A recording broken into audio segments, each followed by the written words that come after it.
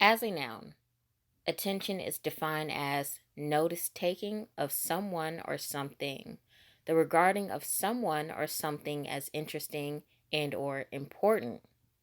So I pose this question. Do we post scandalously clad and or lewd content for attention?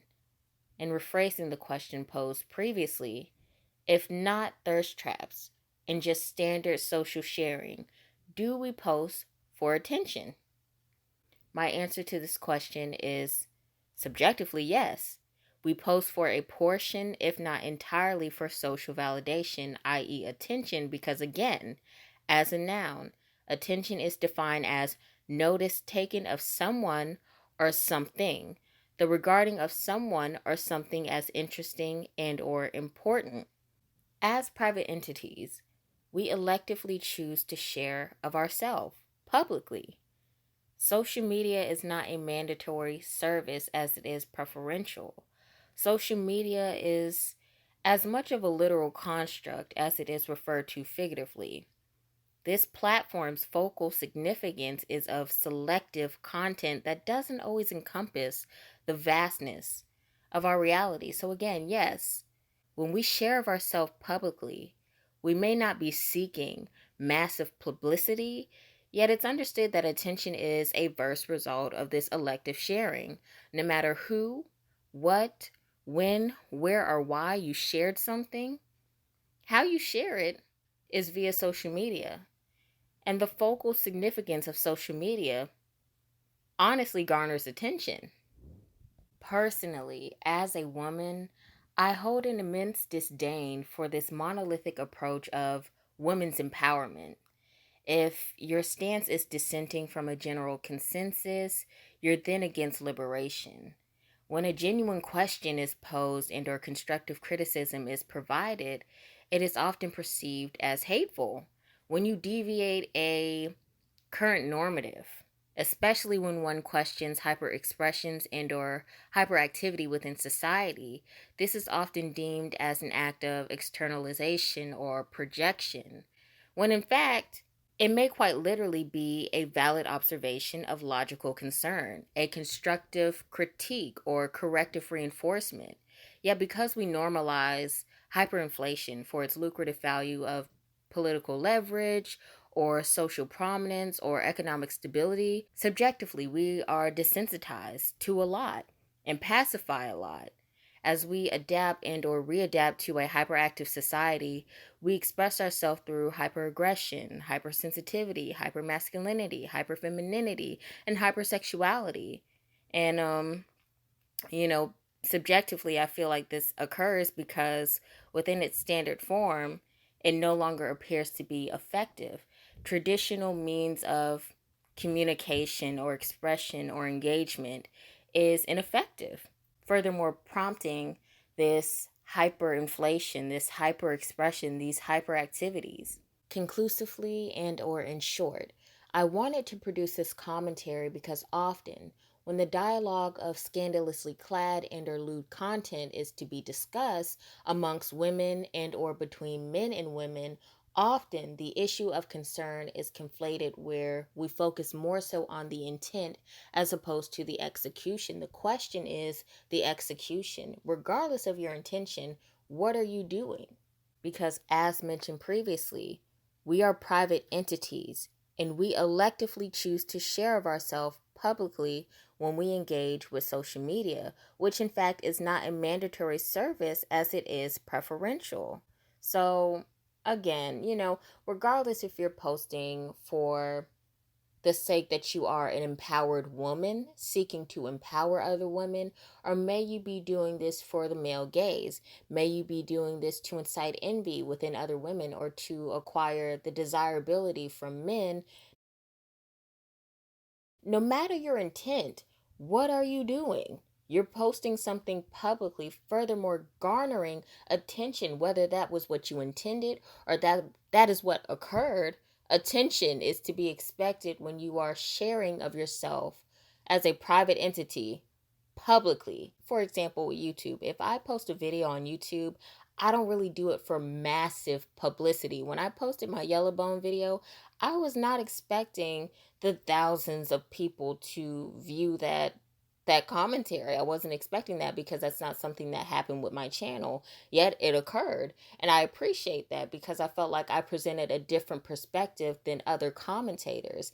And overall, when I post my videos, I don't do it for the sake of attention, but I know for a fact attention is in my, mental mind frame, for the lack of better phrasing or wording, when I'm producing commentary. I'm not just doing it because I don't want people to see it. If I didn't want people to see it, I'll just keep on editing it and, just not even attempt to even post it on YouTube. I wouldn't even consider posting it publicly, but I do it for a level of attention, but I don't do it solely for the attention. You know what I mean? But no matter what, when we engage with social media, we're doing it for attention. I just hate when people say, like, I'm not doing it for attention because nobody cares. What are you doing though? You're publicizing yourself. You're sharing yourself to other people that may know of you or may not know of you at all. But the whole goal of social media is attention, period. I'm just a very technical person, and that's one of my biggest pet peeves is when people mistake the logical, practical aspects of social media for their emotional stances. It doesn't regard your emotions. It's really like cut and dry. What are you doing? What's happening? Okay, there's your answer. So, in closing, it's quite ignominious when one suggests that they utilize social media for everything other than attention, regardless of your intention. What is the execution? I was even listening to a podcast where this woman was speaking in the context of a woman because she is a woman and I am a woman, so often I speak in the context of women.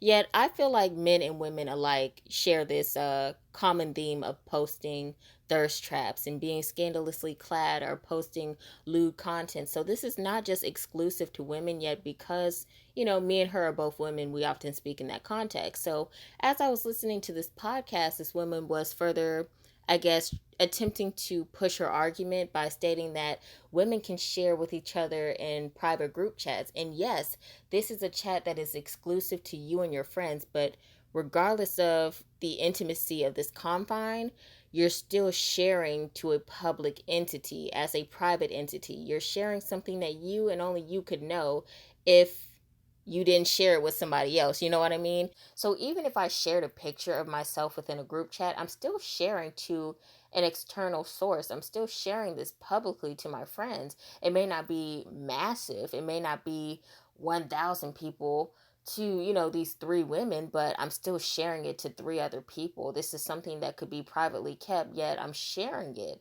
And I'm sharing it for what? For the purpose to empower. Okay, cool. If I'm sharing it to empower another woman, still there's a level of attentiveness that I'm seeking in order to empower another woman.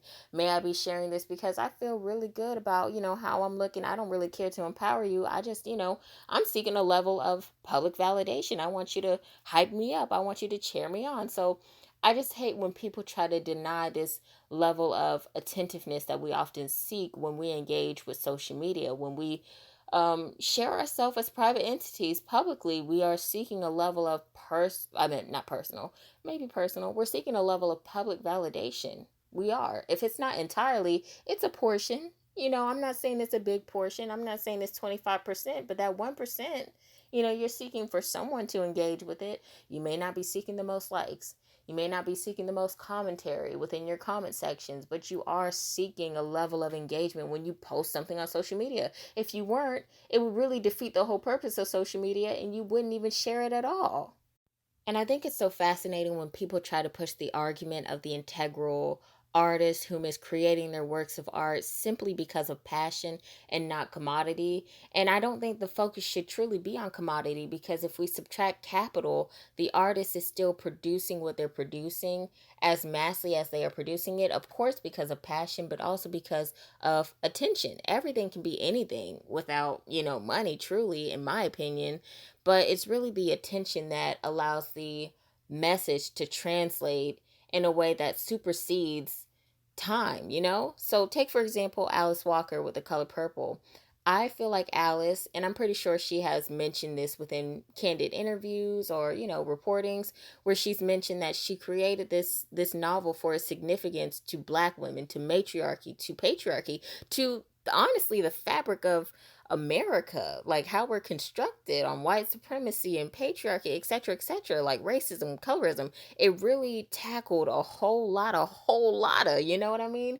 So, just considering Alice Walker didn't necessarily make Color Purple because she was thinking about money, because she was thinking about a coin, because she was thinking about the almighty dollar. No, she was thinking about how this could influence her community and furthermore influence society. But overall, what I'm attempting to express, although my words may be failing me right now because this commentary is quite informal as it is very much so impromptu, but Alice Walker, of course, she created the color purple for what it could do to and or for black women. She did it for women, for womenism, the pioneer of womenism. She did it for women. But she couldn't do it for women if she was not seeking a level of attentiveness, a level of engagement. So, in order to do that, she furthermore shared her work publicly. So, you know what I mean? Like, I don't know if this is making any sense, but so if I electively choose to post a private photo of myself on this public platform, I'm doing this because for some reason I feel that it is important for me to share private information publicly. I feel like this requires public attention or that this could withstand the public gaze. You know what I mean? Like if I'm posting something publicly, I obviously know I'm doing it for a level of attention. I don't know why it's so hard to confess this truth or to identify it as such. Even I can be honest and be like, if I'm posting this commentary, if I'm posting this picture, if I'm doing whatever I'm doing on social media, to a degree, I'm doing it for attention. If not entirely for a portion of it, it is for a level of attention. It may not be my sole drive for doing what I'm doing, but attention is like an underlying, overlying theme within this scheme.